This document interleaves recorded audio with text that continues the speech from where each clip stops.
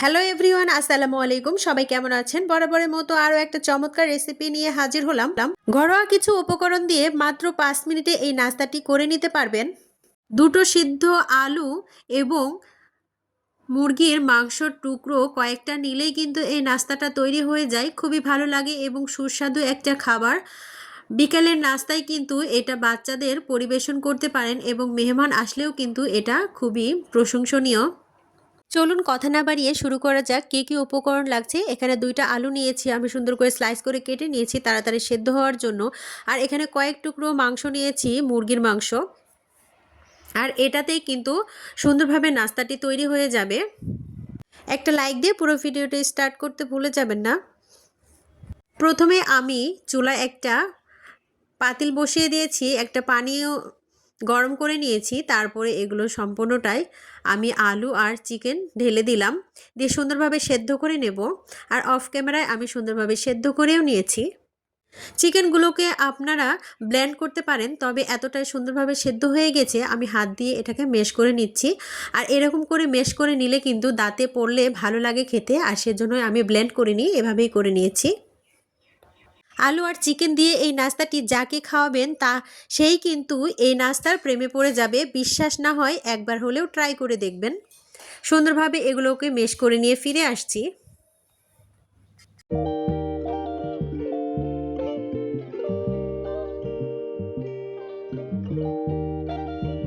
আলুগুলো আমি কাটা চামচের সাহায্যে এটাকে মেশ করে নেব। একটুও দানা দানা থাকা যাবে না, আর সেজন্যই সুন্দরভাবে মেশ করে নিচ্ছি। অন্য কিছু দিয়েও মেশ করতে পারেন, হাত দিয়েও মেশ করতে পারেন, তবে কাটা চামচ দিয়ে করলে ভালো হয়। সুন্দরভাবে কাটা চামচ দিয়ে মেশ করে নেব। এই নাস্তাটি এতটাই সুস্বাদু হয়, এই নাস্তাটি তৈরি করার জন্য বারবার কিন্তু রিকোয়েস্ট আসবে। একবার যদি তৈরি করেন তাহলেই বুঝতে পারবেন। সুন্দরভাবে সম্পূর্ণটা আমি মেশ করে নিয়েছি। সম্পূর্ণটা এখন সুন্দরভাবে মিক্সড করে নিচ্ছি। আর এখানে যা যা উপকরণ লাগছে সব স্টেপ বাই স্টেপ বলে দেব। আর যা যা উপকরণ দিয়েছি সেগুলো দেওয়ার চেষ্টা করবেন, তাহলেই কিন্তু সুস্বাদু হবে।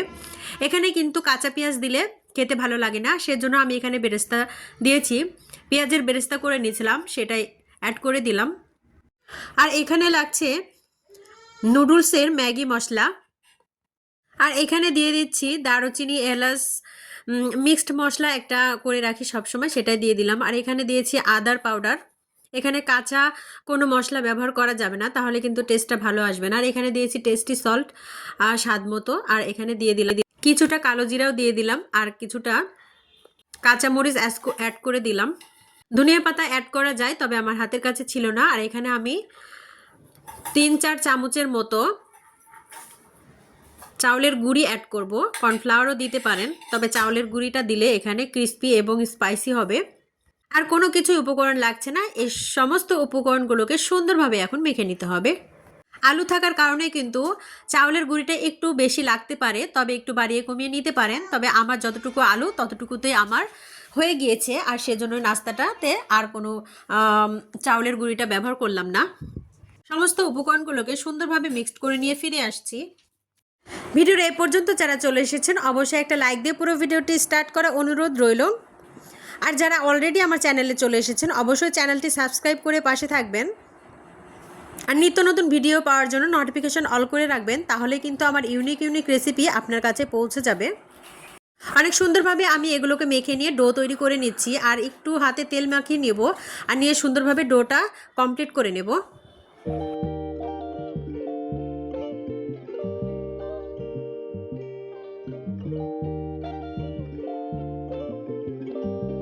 হাতটা সুন্দরভাবে পরিষ্কার করে নিয়ে হাতে তেল কিছুটা মাখিয়ে তারপরে কিন্তু আমি এগুলো শেপ দিয়ে নেব। আর সুন্দরভাবে রোলের মতো শেপ দিয়ে নেব, লম্বা লম্বা করে। যে যার মতো করে শেপ দিতে পারেন, তবে আমার রোলের মতো করে আজকে এই শেপটা দিলাম।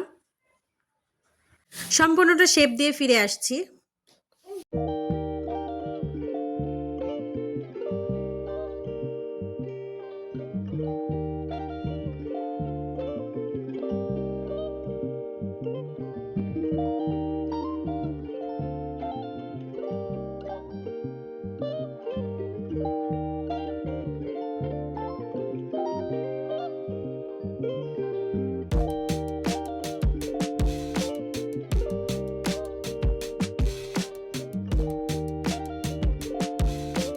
এই স্ন্যাক্স আইটেম রেসিপিগুলো কিন্তু বাইরের রেস্টুরেন্টে অনেক টাকা দিয়ে কিনতে হয়, আর কিছু উপকরণ দিয়ে যদি ঘরে বানানো যায় তাহলে আর বাইরের দোকান থেকে এত টাকা দিয়ে কেনার কি দরকার আছে। সমস্তগুলো শেপ দেওয়া হয়ে গিয়েছে, দেখুন কতটা লোভনীয় হয়েছে, দেখতেও কিন্তু মাশাআল্লাহ অনেক সুন্দর, আর খেতেও কিন্তু অনেকটাই ভালো ছিল। আর এইখানে আমি নিয়ে নিয়েছি খিলসেমাই, আর খিলসেমাইটা সুন্দরভাবে আমি একদম গুঁড়ো গুঁড়ো করে নেব। এখানে ব্রেড গাম দিয়েও কিন্তু আপনারা এটাকে কোট করে নিতে পারেন, তবে আমি খিলসেমাই দিয়ে এটাকে কোট করে নিয়েছি। খেতে কিন্তু মুচমুচে এবং অসাধারণ হয়, আর সেজন্যই আমি এখানে খিলসেমাইটা ব্যবহার করেছি।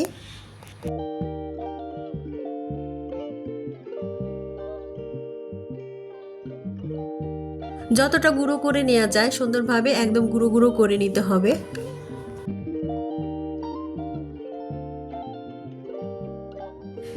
এখানে লাগছে একটি ডিম, আর ডিমটা সুন্দরভাবে আমি ফেটিয়ে নিয়ে বাটিতে রেখেছি।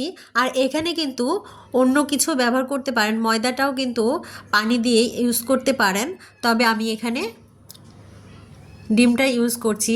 আর রোলগুলোকে সুন্দরভাবে এখানে ডুবিয়ে সেমাইগুলোকে কোট করে নিচ্ছি। এভাবে সেমাই দিয়ে কোট করে নিলে কিন্তু অনেকটাই ক্রিস্পি হয়, আর খেতে কিন্তু দুর্দান্ত হয়। বোঝাই যাবে না যে এটা বাসায় বানানো, একদম বাইরের রেস্টুরেন্টের মতোই লাগে খেতে। এই রেসিপিটা বানানোর পরে একদিন বাসায় তো বিশ্বাসই করছিল না যে এটা বাসায় বানানো, বলছিল যে সবাই এটা রেস্টুরেন্টের কিছু একটা হবে। হোক, এখানে ফ্রাই প্যানে তেল বসিয়ে দিয়েছি, গরম হয়ে গিয়েছে, আর সুন্দরভাবে এই রোলগুলোকে আমি দিয়ে দিচ্ছি। রোলগুলোকে একে একে তেলের উপরে সেট করে দিচ্ছি, সুন্দরভাবে উল্টে পাল্টে মুচমুচে করে ভেজে নিতে হবে, আর সেজন্যই লো টু মিডিয়ামে চুলার আঁচটা রাখতে হবে, আর সুন্দরভাবে এগুলোকে ভেজে নিতে হবে উল্টে পাল্টে। আর ভেজে নেওয়ার উপরেই কিন্তু নির্ভর করছে এই নাস্তাটির সুস্বাদু এবং ক্রিস্পি হওয়াটা, আর সেজন্যই একটু অল্প আঁচে সুন্দরভাবে একটু সময় নিয়ে ভেজে নিতে হবে।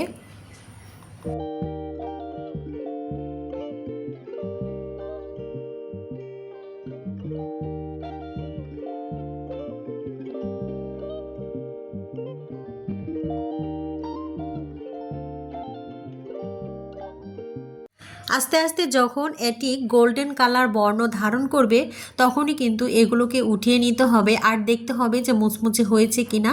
আমার কিছুটা হয়ে গিয়েছে, আর সেজন্য অল্প অল্প করে আমি উঠিয়ে নিচ্ছি, আর যেগুলো আগে দিয়েছিলাম সেগুলোই কিন্তু আগে উঠিয়ে নিচ্ছি, আর পরেরগুলো আর একটু পরে উঠিয়ে নেব, কারণ ওগুলো একটু হতে দেরি হচ্ছে।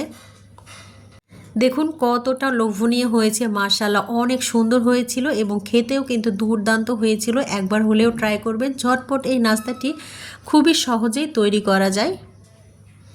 আমি এই ভিডিওতে সুন্দরভাবে স্টেপ বাই স্টেপ ভালোভাবে বুঝিয়ে দিয়েছি। এতটুকু অসুবিধা হলে অবশ্যই কমেন্ট বক্সে জানাতে ভুলবেন না, আমি কমেন্টের মাধ্যমে বলে দেব। আর দেখুন কতটা লোভনীয় হয়েছে, আর সুন্দর সুন্দর রেসিপি পেতে অবশ্যই চ্যানেলটি সাবস্ক্রাইব করে রাখবেন।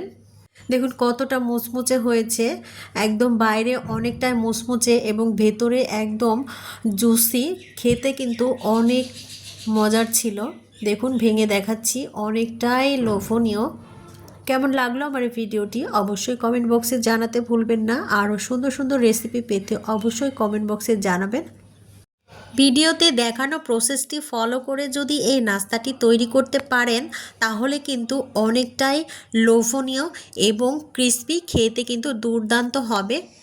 মেহমান আসলে ঝটপট এই নাস্তাটি তৈরি করে পরিবেশন করতে পারেন। কেমন লাগলো আমার এই ভিডিওটি অবশ্যই কমেন্ট বক্সে জানাতে ভুলবেন না। সবাই ভালো থাকবেন, সুস্থ থাকবেন। আবারও অন্য কোনো রেসিপি নিয়ে হাজির হব, সে পর্যন্ত সবাই ভালো থাকবেন। আল্লাহ হাফেজ।